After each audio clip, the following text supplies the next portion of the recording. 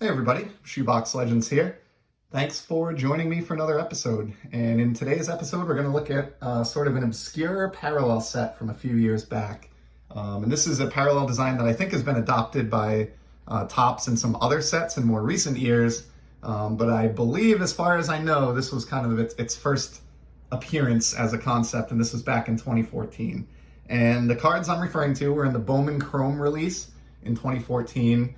And here's an example. These were called Bubbles refractors. And you can see they're blue in nature. They have that great shine, although there is not any etching in typical modern Topps fashion. And I apologize for all the background glare here, but I think you can get the idea. They're pretty sharp looking cards. And they do have, you can see sort of along the side here of Jose Fernandez, there are bubbles added to the design, both inside the photo and within the border.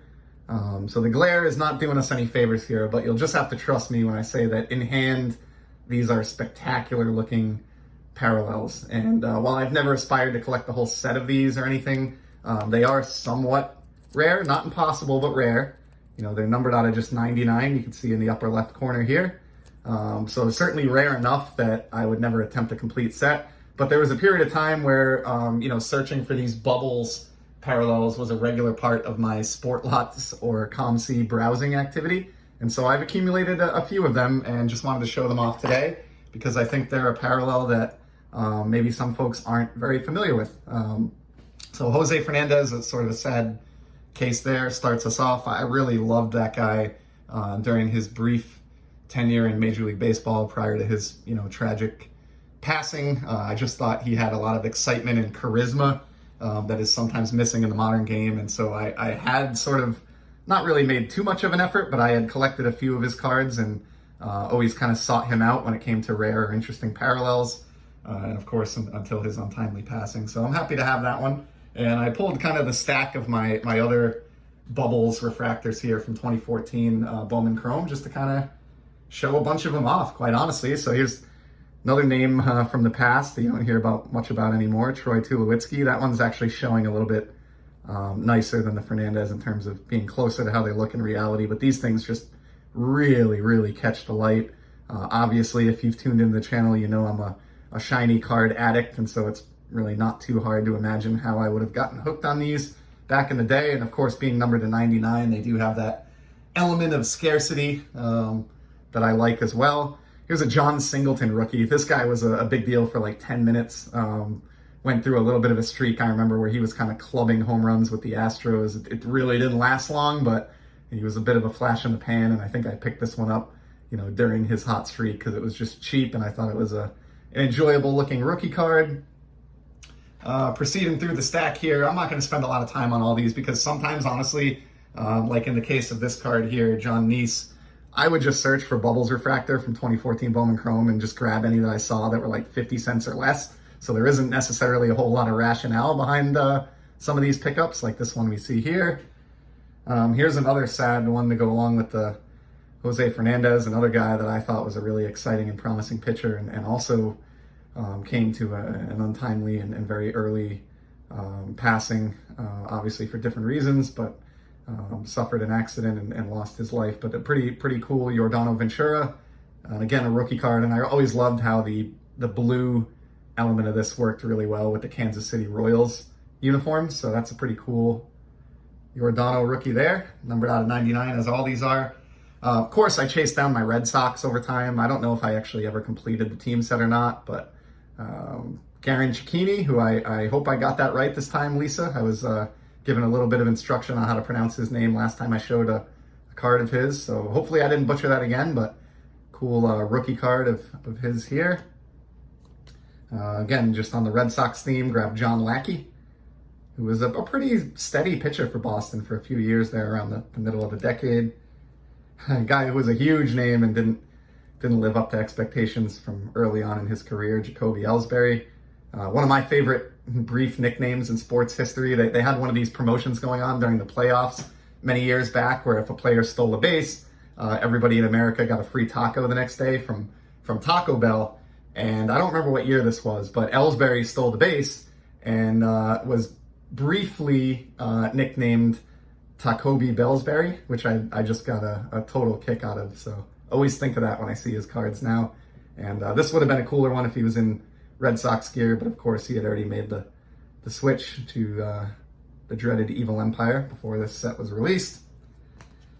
Another couple Red Sox here, some pitchers from the starting rotation. Got a nice John Lester with the Green Monster scoreboard in the background.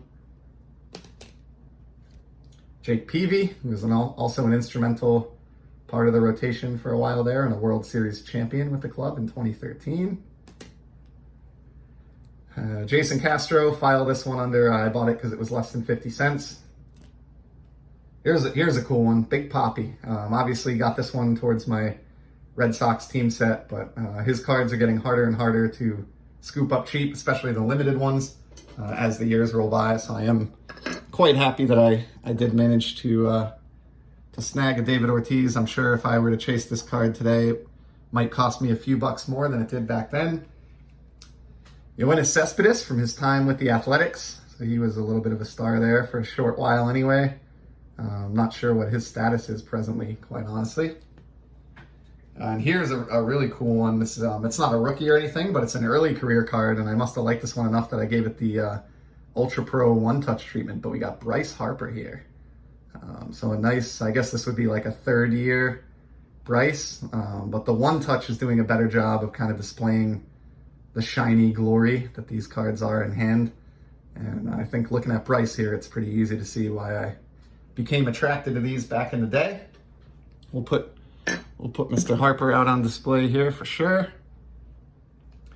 Just a few more. Thanks for sticking with me, and then we'll wrap it up here. So back to the Red Sox. We got the Flying Hawaiian, Shane Victorino.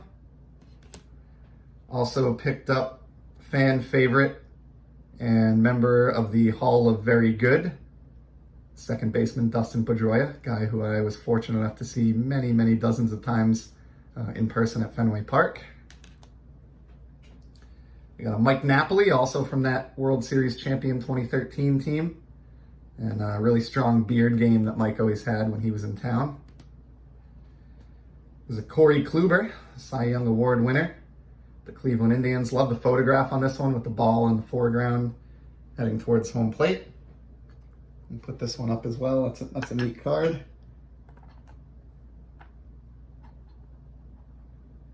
Try to get a little bit of that shine there. These don't come across quite as well on camera as they do to the naked eye. All right, here's another one that I grabbed, or two actually, just because they were 50 cents or less. We got Drew Pomeranz of the Athletics, who actually did pitch with Boston briefly after that card was released. Same with Aaron Harang. Josh Beckett, who went from the Red Sox to the Dodgers infamously and tossed a no-hitter. Teddy Stankiewicz, Red Sox prospect. And then two more fun ones here. So we got Wayne Gretzky's son, Trevor Gretzky. This was like a buck, and even though he never amounted to anything in baseball, I just thought it was awesome. And then finally, my guy, Xander Bogaerts, one of my favorite obscure rookie cards of his, the Bowman Chrome Bubbles Refractor rookie. So that's a wrap. Thanks for joining me, everybody. Appreciate you sticking with me and checking these out. And I will be back soon with some more sports card content. Take care.